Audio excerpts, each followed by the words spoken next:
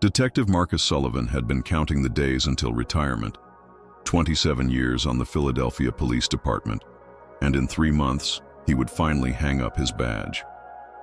The late October evening felt crisp against his weathered face as he made his routine patrol through the quiet residential neighborhood of Mount Airy. At 52, Marcus had seen enough darkness to last several lifetimes, but tonight seemed different. Tonight felt like the kind of peaceful shift that reminded him why he became a cop in the first place. The radio crackled to life. Dispatch reported a break-in at 1247 Carpenter Street. Marcus sighed, recognizing the address immediately. Mrs. Henderson, an elderly widow who lived alone, had called in 3 false alarms this month. Her neighbors complained she was becoming paranoid, seeing shadows where none existed. Still, protocol was protocol, and Marcus had learned never to ignore a call, no matter how routine it seemed. He pulled up to the modest 2-story house, its windows dark except for a faint glow from the kitchen. The front door stood slightly ajar, which immediately put Marcus on alert. Mrs. Henderson was meticulous about locking her doors. He called for backup and approached cautiously, his hand instinctively moving to his service weapon. Inside, Marcus found Mrs. Henderson sitting at her kitchen table, trembling. Across from her sat a young man, maybe 25, with dark hair and nervous eyes. He wasn't threatening her, wasn't even restraining her, but something about the scene felt wrong. The young man looked up as Marcus entered, and their eyes met. For a moment, time seemed frozen. The young man's face went pale and his hands began to shake. He stared at Marcus's badge with an expression that wasn't fear or guilt, but something far more complex. Recognition. Deep, painful recognition. "Officer Sullivan," the young man whispered, his voice barely audible. "Badge number 4127. Marcus felt his blood run cold. Very few people knew his badge number by heart, and none of them should be sitting in a stranger's kitchen at 10:30 on a Tuesday night. He studied the young man's face more carefully, searching for some memory, some connection that would explain this moment. "Do I know you, son?" Marcus asked, his training keeping his voice steady despite the unease building in his chest. The young man's eyes filled with tears. "You probably don't remember me. It was a long time ago. But I remember you. I remember everything about that night." Mrs. Henderson looked between them, confusion evident on her weathered face. "He wasn't trying to rob me, officer. He just wanted to talk. He's been sitting here for the past 20 minutes, telling me about his mother." Marcus kept his eyes on the young man. "What's your name?" "David. David Chen." The name hit Marcus like a physical blow. Suddenly, the years melted away, and he was transported back to a rainy night in November 1998. A domestic disturbance call on the south side of the city, a small apartment filled with the aftermath of violence, and a 7-year-old boy hiding in a closet clutching a stuffed elephant while his mother lay bleeding on the living room floor. Marcus remembered everything now, the way little David had looked at him with those same dark eyes, filled with terror and confusion. How the boy had whispered his mother's name over and over while the paramedics worked frantically to save her life. How Marcus had stayed with David through that endless night at the hospital, holding his small hand while doctors delivered the devastating news. "Your mother," Marcus said softly. "Linda Chen." David nodded, tears now flowing freely. "You held my hand when they told me she was gone. You were the only one who stayed." The memory came flooding back with crystal clarity. Linda Chen had been 28, working 2 jobs to support her son after leaving an abusive relationship. Her ex-boyfriend had found her new address and broken in while David was doing homework in his bedroom. The attack had been vicious and senseless. Linda had died from her injuries 3 hours later, leaving David an orphan with no family willing to take him in. Marcus remembered the aftermath too. How he had followed David's case through the social services system, watching helplessly as the boy was shuffled from one foster home to another. How he had visited when he could, bringing small gifts and checking on David's welfare. But as the years passed and his own life became more complicated, the visits had become less frequent, then eventually stopped altogether. "I tried to find you," Marcus said, his voice thick with emotion. After you aged out of the system, I wanted to know how you turned out.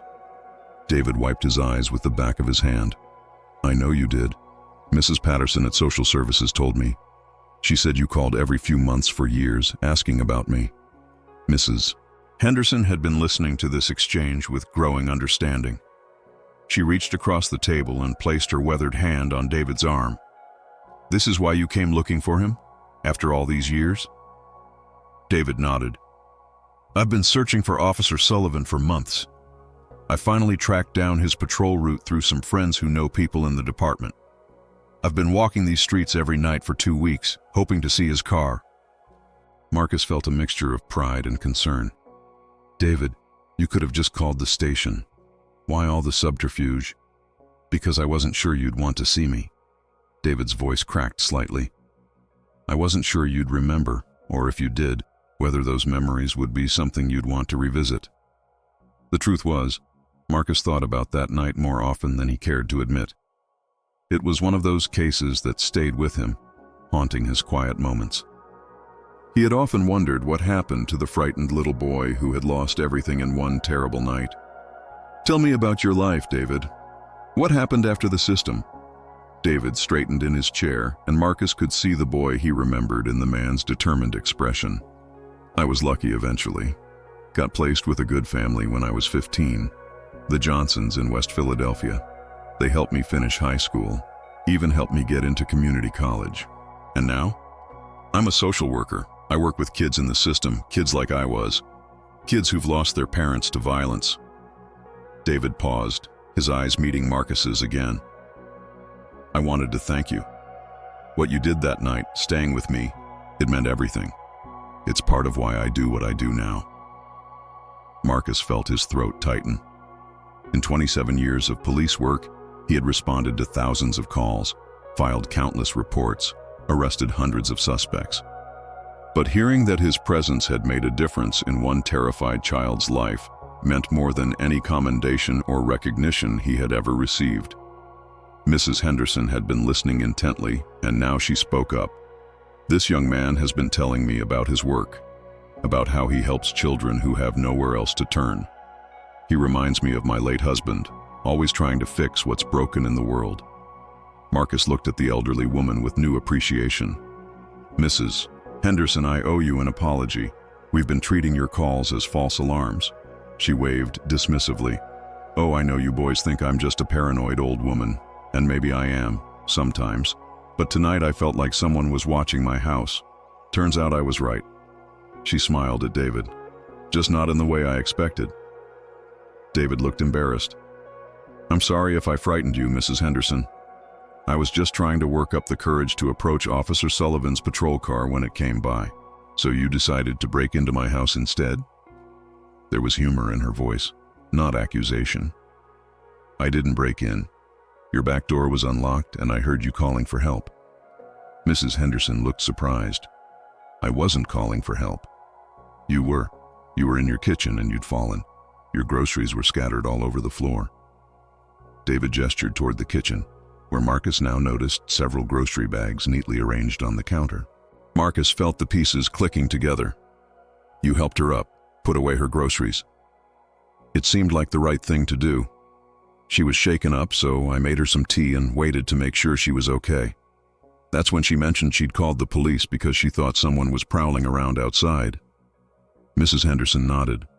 I had taken a tumble coming in from grocery shopping. These old legs aren't what they used to be. David here was kind enough to help me clean up and make sure I wasn't hurt. Marcus shook his head in amazement. Here he had expected to find a burglary in progress, maybe calm down an elderly woman's overactive imagination. Instead, he had stumbled into a reunion 25 years in the making, facilitated by an act of simple human kindness. David, you said you've been looking for me for months. Was there something specific you wanted to say? David's expression grew serious. A few things, actually. First, I wanted to thank you properly. Not just for that night, but for everything you did afterward. Mrs. Patterson told me how you checked on me, how you made sure I was placed in good homes when possible. Marcus felt humbled. I wish I could have done more. You did enough. You did exactly what I needed. David paused, collecting his thoughts. But there's something else. Something I discovered recently that I think you should know. The room fell silent, except for the ticking of Mrs. Henderson's old grandfather clock. Marcus felt his detective instinct sharpening. There was more to this story. What did you discover, David? My mother's case. It was never really closed, was it? Marcus felt his stomach drop. This was dangerous territory. David, I can't discuss active investigations with civilians. It's not active anymore, at least not officially. But Detective Rivers in cold cases told me some interesting things when I went to ask about getting my mother's personal effects. Marcus knew Rivers. Good cop, thorough investigator. If he had shared information with David, there was a reason. What did Rivers tell you? David pulled a folder from the messenger bag he'd been carrying. He told me that new evidence came to light about 18 months ago. DNA evidence that wasn't available when my mother was killed. Marcus felt his pulse quicken. DNA technology had advanced dramatically since 1998, allowing investigators to re-examine old evidence with new techniques. The DNA belonged to someone already in the system, someone who wasn't my mother's ex-boyfriend. David's voice grew steady, focused. Someone who had committed similar crimes before and after my mother's murder. Mrs. Henderson leaned forward, caught up in the unfolding drama despite herself. You mean they caught the wrong person? No, David said quietly. They never caught anyone.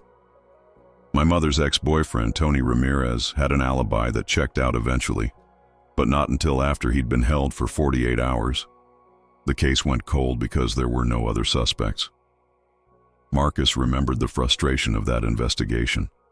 Ramirez had seemed like the obvious suspect, given the history of domestic violence, but his alibi had been solid. He had been at work with multiple witnesses during the time of the attack. So who was it? Marcus asked, though he dreaded the answer. David opened the folder and pulled out a police report. Someone named Robert Kellerman, career criminal, history of breaking into homes where women lived alone. The DNA matched him to 6 other murders between 1995 and 2003. The name meant nothing to Marcus, but he could see there was more coming. Rivers ran Kellerman's name through the old case files looking for any connection to the original investigation. David's hands were shaking slightly as he turned the page. He found something interesting. Marcus waited, his detective instincts telling him this conversation was about to take a very dark turn. Kellerman was arrested twice during the time period when my mother was killed. Both times, he was released within hours due to overcrowding at the county jail. Both times, the arresting officer noted in his report that Kellerman seemed to have detailed knowledge of the neighborhoods where attacks later occurred. David looked up at Marcus, his expression unreadable. Both arrests were made by Officer M. Sullivan, badge number 4127. The words hit Marcus like a physical blow. He stared at David, his mind racing through the implications. If he had arrested Kellerman twice during that period, and if Kellerman had been released both times due to jail overcrowding, then... You think I could have prevented my mother's death? David said quietly. It wasn't a question. Marcus felt the room spinning slightly. This was the nightmare scenario every cop feared. The case that kept you awake at night wondering if you could have done something different. David, I arrest dozens of people every month, most of them for minor offenses. If the jail releases them due to overcrowding, there's nothing I can do about that. I know that. Logically, I know that. David's voice remained calm, but Marcus could see the pain behind his eyes. But knowing it and feeling it are two different things. Mrs. Henderson had been following the conversation with growing concern. Now you listen here, young man, she said to David, her voice taking on a maternal tone. This officer is not responsible for what some criminal did after the system failed to keep him locked up. David nodded. You're right, Mrs. Henderson, and that's not why I came looking for Officer Sullivan. Marcus felt confused. Then why? Because I wanted to understand. I wanted to hear from you what happened during those arrests. I wanted to know if there were warning signs that might help me recognize similar patterns in my work now. The request was so reasonable, so professional, that Marcus felt his defensive walls crumbling. This wasn't about blame or guilt. This was about a social worker trying to learn from the past to protect future victims. "I can request the old arrest reports," Marcus said slowly. "But David, are you sure you want to go down this path? Sometimes the past is better left buried." "The past is never really buried, Officer Sullivan. It just waits underground until someone digs it up." David's expression was resolute. "I've spent my entire adult career working with victims of violence. If there's something I can learn from my mother's case that might help me save even one child from going through what I went through, then I need to know." Marcus studied the young man's face and saw determination that reminded him strongly of Linda Chen. She had been fierce in her protection of her son, working multiple jobs and putting herself through night school to build a better life for them both. "All right, I'll pull the files tomorrow, but I want to be clear about something first." Marcus leaned forward, his voice taking on the authoritative tone he used with witnesses. "If we do this, we do it right. Full disclosure, complete honesty, and professional boundaries. Can you handle that?" David nodded. "That's all I've ever wanted." Mrs. Henderson clapped her hands together softly. "Well, I think this calls for some proper coffee, not just tea. And I believe I have some of my late husband's pound cake in the freezer." As she bustled around the kitchen, Marcus and David sat in comfortable silence for the first time since recognizing each other. Marcus found himself studying the man David had become, seeing traces of the frightened child he remembered, but recognizing the strength and purpose that trauma had forged in him. "Can I ask you something personal, David?" "Of course. Do you ever get angry? About what happened? About how your life changed that night?" David considered the question carefully. "I used to. For years I was furious at everyone. At my mother for leaving me, at the system for shuffling me around, at God for letting it happen." He paused, staring at his hands. "But anger is exhausting, and it doesn't change anything." "What changed for you?" "Working with kids who were going through the same thing I did, realizing that my experience, as terrible as it was, gave me something valuable to offer them. Understanding that I could honor my mother's memory by helping other families stay together, or by helping kids who couldn't stay with their families find good homes." Mrs. Henderson returned with a tray of coffee and slices of pound cake. "I couldn't help but overhear," she said as she served them. "My husband used to say that sometimes the worst things that happen to us become the source of the best things we do for others." Marcus accepted his coffee gratefully, using the moment to process everything he had learned. The case that had haunted him for 25 years had just become infinitely more complex, but also somehow more hopeful. "David, I want you to know something. That night when your mother died, when I stayed with you at the hospital, it wasn't just duty. It was personal. You reminded me of my own son." David looked surprised. "You have a son?" Marcus nodded. "Had. He died in a car accident when he was 12. Drunk driver ran a red light." He took a sip of coffee, the familiar pain of that old loss settling in his chest. "Staying with you that night, it felt like maybe I could do for you what I couldn't do for him." The admission hung in the air between them. Mrs. Henderson reached over and patted Marcus's hand gently. "I'm sorry," David said softly. "I didn't know. It's not something I talk about much, but it's part of why I became the kind of cop I became. Part of why I always followed up on cases involving kids." David set down his coffee cup. "Officer Sullivan, can I tell you something that might sound strange?" "After tonight, I don't think anything would sound strange." "That night at the hospital, when you held my hand while the doctor was talking, I made a decision. I decided that when I grew up, I wanted to be like you. Someone who stayed with scared kids when everyone else left." Marcus felt his throat tighten again. "You succeeded, David. You became exactly who you wanted to be." Mrs. Henderson had been listening with growing emotion. "You know, you boys have given an old woman quite an evening. I came home from grocery shopping thinking about how quiet and lonely this house gets, and now I feel like I've been part of something important." Marcus looked at his watch and was surprised to see that nearly 2 hours had passed. "I should probably call this in. Let dispatch know the situation is resolved." As he reached for his radio, David spoke up. "Officer Sullivan, there's one more thing about those arrest reports you're going to pull tomorrow." "What about them?" Detective Rivers mentioned something else, about Kellerman's pattern of behavior. He apparently targeted neighborhoods where he had been arrested before, as if he was familiar with the patrol schedules. Marcus felt a chill run down his spine. The implication was clear and disturbing. "You think he was watching me, learning my patrol routes?" "It's possible." Rivers said Kellerman was methodical, patient. He would study an area for weeks before making his move. The thought that Marcus might have been unknowingly observed by his mother's future killer added another layer of complexity to an already complicated situation. It also suggested a level of premeditation that made Kellerman even more dangerous than the original investigation had indicated. "David, if that's true, if Kellerman was tracking my movements to avoid being caught, then there might be other victims, other cases where he used similar tactics." David nodded grimly. "Rivers is already looking into that.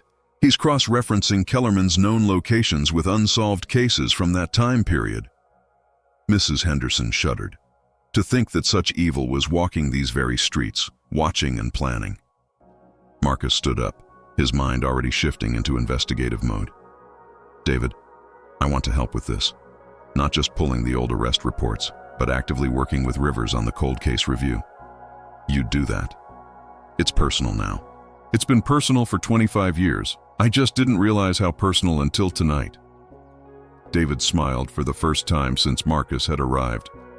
"I was hoping you'd say that." As they prepared to leave Mrs. Henderson's house, she insisted on exchanging phone numbers with both men.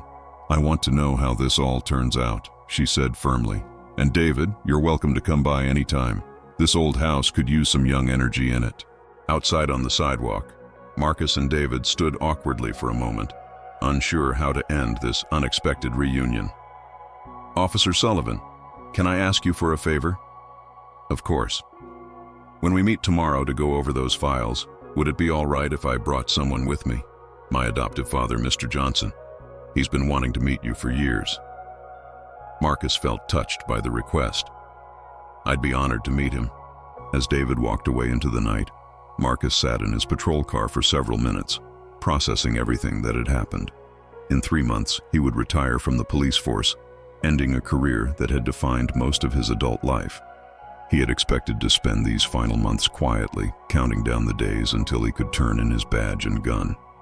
Instead, he found himself embarking on what might be the most important case of his career. Not because of its complexity or high profile, but because it represented the intersection of his professional duty and his personal connection to the victims of violence. His radio crackled to life, dispatching him to another call across town. As Marcus drove through the quiet streets of Philadelphia, he found himself thinking about the 7-year-old boy who had grown up to become a man dedicated to helping other children in crisis. He thought about the chances and coincidences that had brought them together again after 25 years. Most of all, he thought about the work that lay ahead, reviewing old case files, tracking down leads that had gone cold decades ago, and potentially identifying other victims of a killer who had used Marcus's own patrol patterns against him. For the first time in months, Detective Marcus Sullivan wasn't counting the days until retirement. He was looking forward to tomorrow and the promise of finally bringing some measure of justice to Linda Chen and her son David. The quiet patrol had ended, but the real work was just beginning. 3 months later, Marcus would indeed retire from the Philadelphia Police Department. But by then, he and Detective Rivers would have connected Robert Kellerman to 4 additional murders, bringing closure to families who had waited decades for answers. David Chen would be there at Marcus's retirement ceremony, along with Mr. Johnson and even Mrs. Henderson, who had become something of a surrogate grandmother to David. But that was still in the future. Tonight, Marcus had 3 more hours left on his shift, and the streets of Philadelphia stretched out before him, holding their secrets and their stories, waiting for someone to listen, to care, and to stay with the scared children when everyone else went home. The badge on his chest caught the streetlight as he drove, badge number 4127, worn by a man who had learned that sometimes the most important cases were the ones that found you, rather than the ones you went looking for.